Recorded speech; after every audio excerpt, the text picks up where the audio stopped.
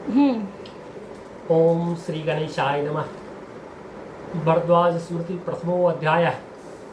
भारद्वाजं प्रति भृग्वादि मुनीनां संध्यादि प्रमुख कर्म विषय प्रश्न।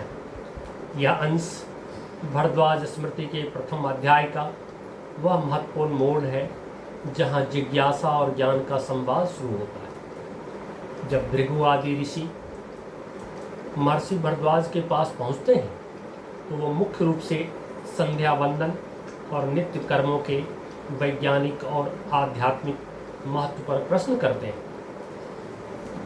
ऋषि भृगु और अन्य मुनि भरद्वाज जी से पूछते हैं, हे मुनि श्रेष्ठ, हमें उस संध्या वंदन और नित्य कर्म के बारे में विस्तार से बताइए जिसके बिना मनुष्य का जीवन निष्फल माना जाता है। जल, मार्जन और अर्घ्य का क्या विधान है और इनका शरीर तथा मन पर क्या प्रभाव पड़ता है। भरद्वाज स्मृति में इन प्रश्नों के उत्तर के माध्यम से कई वैज्ञानिक सिद्धांतों की ओर संकेत किया गया है।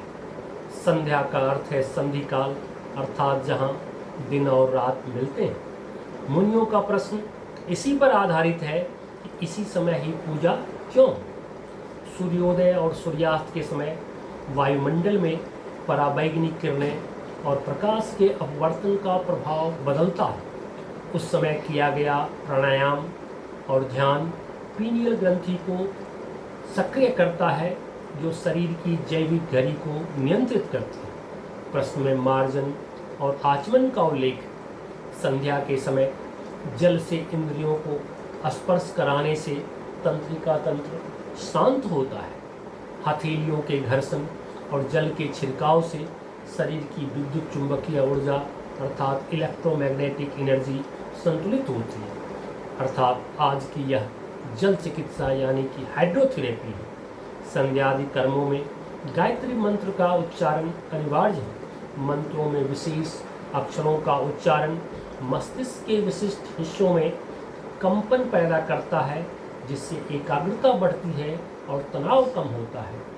ऋषि भरद्वाज यहाँ समझाते हैं कि धर्म केवल पूजा पाठ नहीं है बल्कि यह शरीर और प्रकृति को आपस में जोड़ने का एक तंत्र है।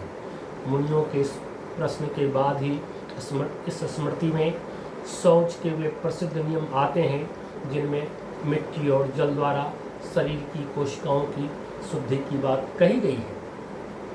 हेमाद्रि क्रीडम में सुखासीनम महाजनम भरद्वाजम मुनिश्रेष्ठम सर्वविद्या तपोनिधिम। अत्यंत सुंदर और रमणीय हेमाद्रि या सुमेरु के शिखर पर सुखपूर्वक विराजे हुए महान पुरुषों में श्रेष्ठ, समस्त विद्याओं और तपस्या के भंडार मुनिश्रेष्ठ भरद्वाज के समीप मुनिगण जाते हैं। प्राचीन विज्ञान में ऊंचे शिखर ब्रह्मांडीय ऊर्जा और शुद्ध वातावरण के प्रतीक माने जाते थे जहां ध्यान और वैज्ञानिक शोध सुलभ होता था। ऋषि भरद्वाज को केवल धर्म का ही नहीं अपितु सर्व विद्या अर्थात सभी शास्त्रों का ज्ञाता माना गया है। इसमें आयुर्वेद, विमान शास्त्र, धनुर्वेद और अर्थशास्त्र सभी समाहित हैं। अत्रि, वशिष्ठ और भृगु जैसे महान ऋषि भरद्वाज के पास पहुँचते हैं।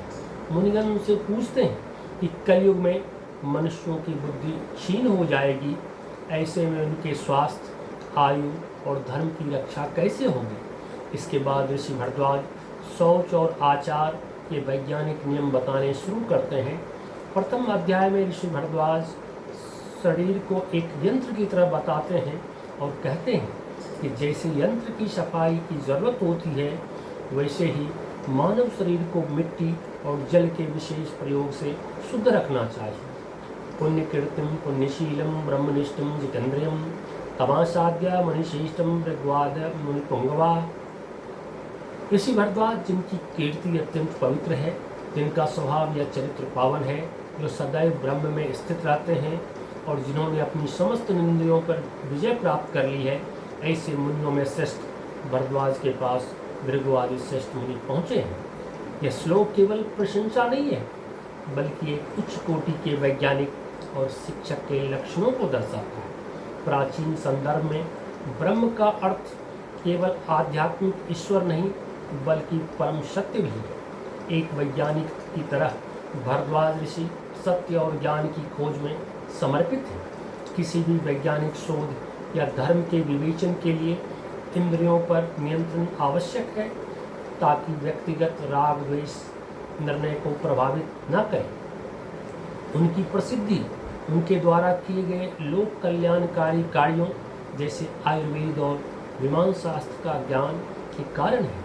इसके तुरंत बाद का श्लोक मुनियों के विनीत भाव और उनके प्रश्न की शुरुआत को दर्शाता है। विनयावनता भूत्वा प्रपच्छन् मुनियस्तदा संध्या स्नानादिकं कर्म कथयस्व महामने। मुनियों ने अत्यंत विनम्रता के साथ झुककर पूछा, हे महावती, हमें संध्या वंदन स्नान आदि नित्य कर्मों का रहस्य बताइए।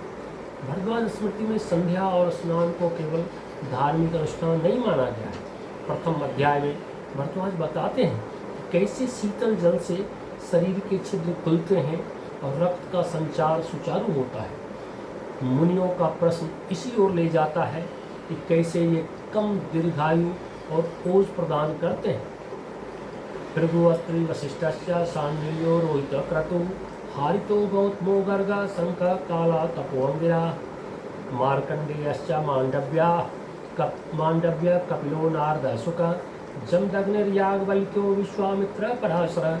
महर्षि भरद्वाज के पास भृगु अत्रि वशिष्ठ शांडिल्य रोहित क्रतु हारित गौतम गर्ग शंख कालातप अंगिरा मार्कंडे मांडव्य कपिल नारद शुक जमदग्नि याज्ञवल्क्य विश्वामित्र और पराशर ऋषिगण पहुँचते हैं। यह सम्मेलन उन महान वैज्ञानिकों और विचारकों की है जिन्होंने प्राचीन भारत के विभिन्न शास्त्रों जैसे गणित, खगोल विज्ञान, औषधि और न्याय की रचना की थी। एकेवान्यपि मुनियो धर्मज्ञा धर्म तत्परा सर्वोपचार संपूज्य वचनम चेदम ब्रवीमि। ये और इनके जैसे अन्य कई मुनि जो धर्म के ज्ञाता और धर्म के मार्ग पर चलने वाले थे, उन्होंने महर्षि भरद्वाज का आदर सत्कार किया और फिर पूछा, भगवान सर्वधर्मज्ञ सर्ववेदार्थ पारगा सर्वशास्त्रार्थ तत्वज्ञ सर्वसत्कर्म कोविद। मुनियों ने कहा, हे भगवान, आप सभी धर्मों और सभी वेदों के ज्ञाता हैं। आप समस्त शास्त्रों के निचोड़ को जानने वाले हैं और सभी कल्याणकारी कार्यों के विशेषज्ञ हैं। इन श्लोकों में प्रयोग किए गए विशेषण ऋषि भरद्वाज की बहुआयामी वैज्ञानिक क्षमता को दर्शाते हैं। सर्वशास्त्रार्थ तत्वज्ञ का अर्थ है कि वे केवल रटते नहीं थे बल्कि शास्त्रों के पीछे के तत्व को जानते थे। सोचिए, जानते थे, चाहे वह विमान शास्त्र हो या आयुर्वेद, वे उसके मूल सिद्धांतों के विशेषज्ञ थे। कोविद का अर्थ है वैज्ञानिक दक्षता। यहाँ सब कर्म का अर्थ केवल पूजा नहीं बल्कि वे कर्म हैं जो समाज और शरीर के लिए सत्य और हितकारी हो, जैसे औषधि निर्माण, धातु विज्ञान आदि। यहाँ जिन ऋषियों के नाम हैं जैसे गर्ग खगोल विज्ञान, कपिल सांख्य भौतिकी के प्रणेता, उनका भरद्वाज के पास यहाँ आना दर्शाता है कि ऋषि भरद्वाज उस समय के कुलाधिपति यानी चांसलर या सर्वोच्च वैज्ञानिक सलाहकार के रूप में प्रतिष्ठित। संध्यादि प्रमुखा सर्वा नित्य नैमित्तिक क्रिया यास्ताद विजादि कार्या कथम नो वक्तुम अर्हसि। संध्या वंदन आदि जो प्रमुख नित्य रोज किए जाने वाले और नैमित्तिक विशेष अवसरों पर किए जाने वाले कर्म हैं, वे द्विजों ब्राह्मण क्षत्रिय वैश्य और अन्य मनुष्यों द्वारा किस प्रकार किए जाने चाहिए, यह आप हमें बताने की कृपा करें।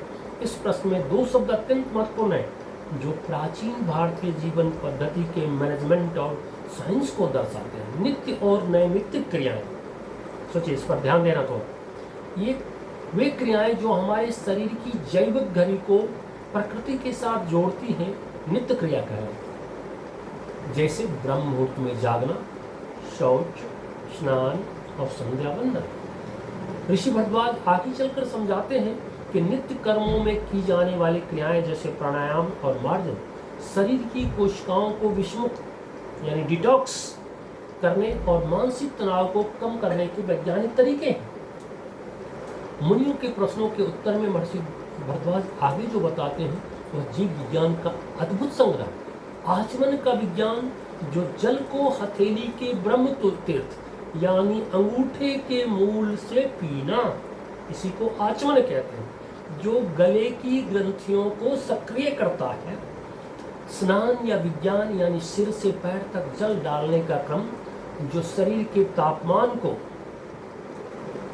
नियंत्रित करता है। अर्घ्यदान यानी कि सूर्य की किरणों के साथ जल का संपर्क, जो स्पेक्ट्रम के माध्यम से शरीर को क्रोमोथेरेपी यानी रंग चिकित्सा के लाभ देता है।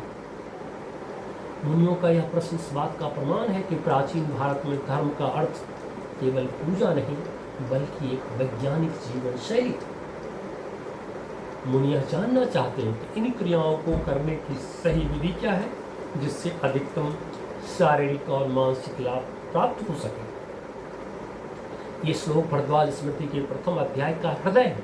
यहाँ महर्षि भरद्वाज मुनियों के प्रश्नों से प्रसन्न होकर पूरे ग्रंथ की विशेष सूची और नित्य कर्मों के वैज्ञानिक महत्व को स्पष्ट कर रहे हैं। यहाँ श्लोक 8 से 18 तक विस्तृत बाद विवेचन दिया गया है। श्लोक 8 और 9 में भरद्वाज का संतोष और प्रतिज्ञा का वर्णन है। इति विष्णु भरद्वाज स्तैर महामुनिर्भि मुनि तान प्रत्युवाच धर्मात्मा संतुष्टो वृषम पृष्ठायुष्माभिरधुना या प्रयास्ता महर्षिभिः यथाक्रमेण कथ्यन्ते संध्या प्रणति पूर्विका। जब उन महामुनियों ने इस प्रकार का प्रश्न किया तब धर्मात्मा ऋषि भरद्वाज अत्यंत प्रसन्न हुए। उन्होंने महर्षि भृगु आदि से कहा, आपने जो क्रियाएं पूछी है मैं उन्हें संध्या वंदन को प्रदान रखते हुए क्रमवार कहूँगा।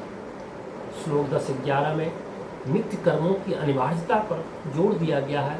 नित्यानुष्ठान रहते दुजैर विकृतागमा यज्ञारितस्य विधिवन्ना भवन्ति फलप्रदा तस्मात् सर्वप्रयत्नेन शुचिवत्वादुजोत्तमा अनुष्ठानं प्रकुर्वीत प्रत्यहं साथ चोदितम्। जो मनुष्य अपने नित्य के अनुष्ठानों को छोड़ देते हैं उनके द्वारा किए गए बड़े बड़े यज्ञ और अनुष्ठान भी शास्त्रानुसार फल नहीं देते हैं। श्रेष्ठ मनुष्यों को चाहिए कि वो पूरी शक्ति और प्रयत्न से पवित्र होकर शास्त्रों में बताए गए नित्य कर्मों का पालन करें। इसलिए मैं जोड़ देता हूँ किस पर? नित्य कर्मों। नित्य कर्म में क्या है? हमारा सबसे प्रथम क्या है? ब्रह्म मुहूर्त में जगना और उसके बाद नित्य क्रिया से निवृत्त होना। श्लोक 12-13 में शास्त्रों का सार है। धर्म शास्त्रेषु सर्वेषु समस्ते स्वात्मेषु च सारमुद्रित्य भक्षामि शृणुरस्मि श्यो अनघा शास्त्राण्यदम श्रेष्ठम अध्ययम श्रद्धास ये पूर्णमे द्विजय कामम अनुष्ठानादि साधनम। ये निष्पाप ऋषियों, मैं सभी धर्म शास्त्रों और आगमों का सार निकाल कर आपको सुनाता हूँ। यह शास्त्र अत्यंत श्रेष्ठ है और इसे श्रद्धा के साथ पढ़ना चाहिए क्योंकि यह अनुष्ठान का मुख्य साधन है। श्लोक 14-18 में 25 विषयों का वर्णन है। शास्त्रावतारो दिग्वेदा मलमूत्र परिच्युति शौचम आचमनम दंतधावनम स्नापनम ततः संध्यापनमस्य जपा ब्रह्म यज्ञस्य तर्पणम औपासनम वैश्वदेवम महायज्ञ चतुष्टयम भोजनम शयनम ध्यानम महाध्यानस्य पूजनम पूजा द्रव्यम रक्ष कलशम च क्रियायपि यज्ञोपवीतस्य कुशा प्रणवो व्याहृतिस्तथा साधनम प्रायश्चित्तश्च क्रमोऽयं शास्त्र संग्रह। इन श्लोकों में भरद्वाज जी बताते हैं इन स्मृति में किन 25 विषयों पर चर्चा करेंगे। शास्त्रावतार और दिग्भेद का शास्त्र का अवतरण और दिशाओं का ज्ञान, मल मूत्र परिच्युति और शौच उत्सर्जन क्रिया के नियम और स्वच्छता का विज्ञान, आचमन और दंतावन मुख की शुद्धि और दांतों की सफाई, स्नापन यानी स्नान के प्रकार और विधि, संध्या और प्रणाम समय का प्रबंधन और ध्यान, जप और ब्रह्मयज्ञ स्वाध्याय सेल्फ स्टडी और मंत्रों का प्रभाव, तर्पण और औपासन पितृऋण और अग्निहोत्र, वैश्वदेव और महायज्ञ समाज और प्रकृति के प्रति कर्तव्य, भोजन और शयन, आहार विज्ञान और निद्रा, ध्यान और पूजन, मानसिक एकाग्रता और देव पूजन, पूजा द्रव्य और कलश क्रिया, पदार्थों का ऊर्जा विज्ञान, यज्ञोपवीत और कुशा, पवित्र धागा और प्राकृतिक फिल्टर, प्रणव, ओम और व्याहृति ध्वनि तरंगों का विज्ञान, प्रायश्चित और साधना, गलतियों का सुधार और मानसिक पुनर्गठन, दिनगण्यम समारंभ्यो प्रायश्चितावधिक्रमात् स्वपंच विसत्याध्यायम धर्मशास्त्रम वविंग। दिशाओं के निर्णय से लेकर प्रायश्चित की अवधि तक मैं आपको इन 25 अध्यायों का धर्मशास्त्र कहता हूँ। भरद्वाज ऋषि ने यहाँ जिन विषयों को नित्य कर्म कहा है वो आधुनिक जीवन शैली, औषधि, लाइफ स्टाइल मेडिसिन और रोग रोकथाम सेवा यानी प्रिवेंटिव हेल्थ केयर के स्तंभ है। श्लोक 14 में मल मूत्र त्याग के बाद शौच और दंत धावन को प्राथमिकता देना यह दर्शाता है कि संक्रमण से बचाव ही धर्म का पहला चरण है, जो आज के स्वच्छता विज्ञान हाइजीन का मूल मंत्र है। श्लोक 15 में वैश्वदेव और महायज्ञों के माध्यम से पशु पक्षियों और सूक्ष्म जीवों को भोजन देने की बात कही गई है, जो पारिस्थितिक संतुलन, इकोलॉजिकल बैलेंस के लिए अनिवार्य है। श्लोक 16 में भोजन, शयन और ध्यान का क्रम यह सुनिश्चित करता है कि व्यक्ति का शारीरिक स्वास्थ्य, फिजिकल और मानसिक स्वास्थ्य, मेंटल, दोनों संतुलित रहें, जो आज के मनोविज्ञान का महत्वपूर्ण विषय है। श्लोक 17 में संध्या और समय के अनुसार क्रियाओं का विभाजन शरीर की आंतरिक जैविक घड़ी यानी कि सर्केडियन रिदम को सूर्य के साथ जोड़ता है, जो कालगणना क्रोनोबायोलॉजी का आवश्यक अंश है। श्लोक 10 में कहा गया कि नित्य कर्म के बिना यज्ञ निष्फल है। इनका वैज्ञानिक अर्थ यह है कि यदि आपका नित्य कर्म सही नहीं है तो आप कोई भी बड़ा कार्य कुशलतापूर्वक नहीं कर सकते। पंचविंशति कर्माणि प्रोक्तानि अध्याय रूपतः एकैकस्मिन्नस्माध्याये उक्ता परिसंख्या। इस शास्त्र में 25 कर्मों का वर्णन अध्याय के रूप में किया गया है। प्रत्येक अध्याय में एक एक कर्म की संख्या के अनुसार विस्तार से व्याख्या की गई है। 125 अध्याय कर्मवलक्ति यथाक्रमम धर्मशास्त्रम समाख्यातम भारद्वाज महर्षिना। इन 25 अध्यायों में कर्मों का विधान क्रमबद्ध तरीके से दिया गया है। इस धर्मशास्त्र का निरूपण कथन महर्षि भरद्वाज द्वारा किया गया है। इति भरद्वाज स्मृतो संध्यादि प्रमुख कर्म विषय प्रश्न वर्णनाम प्रथमो अध्याय। भरद्वाज स्मृति में संध्या आदि प्रमुख कर्मों के विषय पर प्रश्नों के वर्णन नामक पहला अध्याय यहीं समाप्त होता है।